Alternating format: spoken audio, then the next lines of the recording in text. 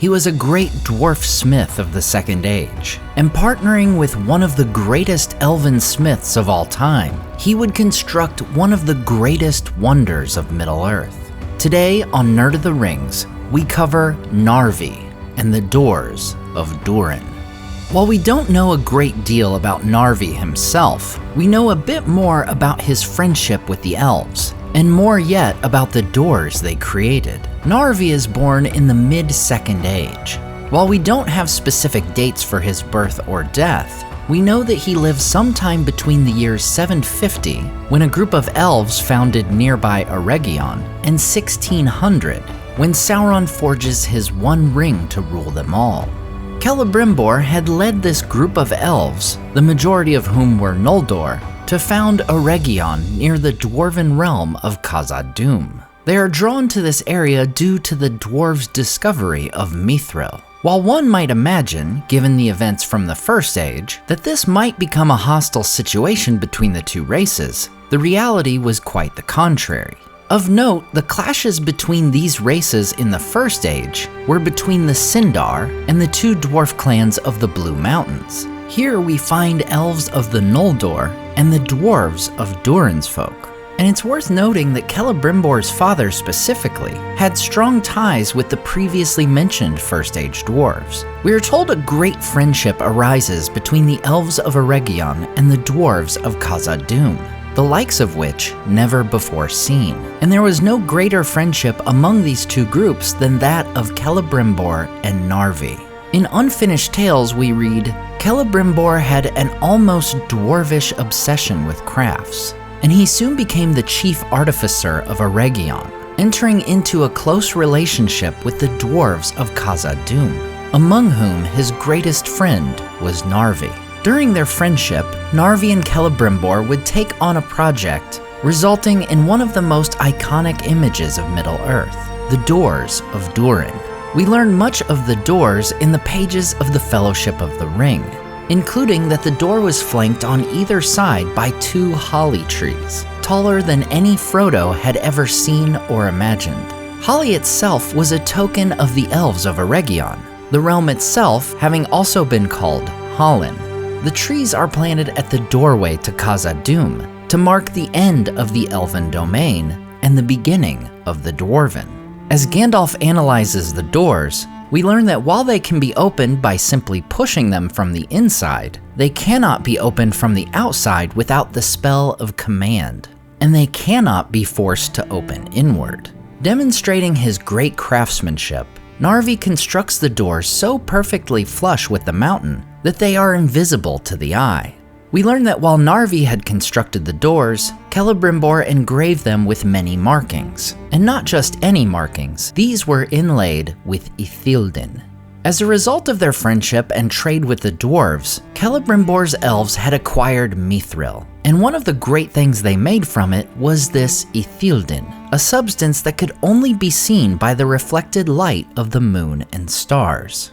After Gandalf finds the smooth rock of the doors, and the moonlight shines upon them, the Fellowship can see the markings drawn by Celebrimbor. There was a hammer and anvil, surmounted by a crown with 7 stars, which Gimli immediately recognizes as the emblems of Durin.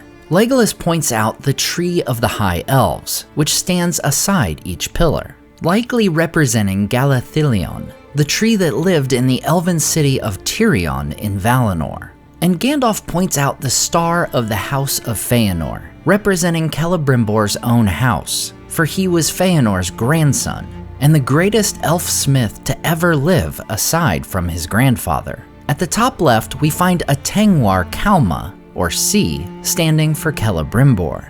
The top right, the Tengwar Ore, or N, for Narvi, and at the base, we find Ando, or D, for Durin. Well over 4,000 years after their creation, Gandalf reads the words of Narvi, written in an arch of interlacing letters upon the door. The Doors of Durin, Lord of Moria. Speak, friend, and enter. And underneath, small and faint, is written, I, Narvi, made them. Celebrimbor of Hollin drew these signs. Of course, this translation by Gandalf is nearly correct, for he missed one small but important word. Rather than speak friend and enter, the doors proclaim say friend and enter. While still technically a password, it's notable that this is not a very strong way to keep it. Quite simply, when Celebrimbor and Narvi constructed these doors, they were not a secret.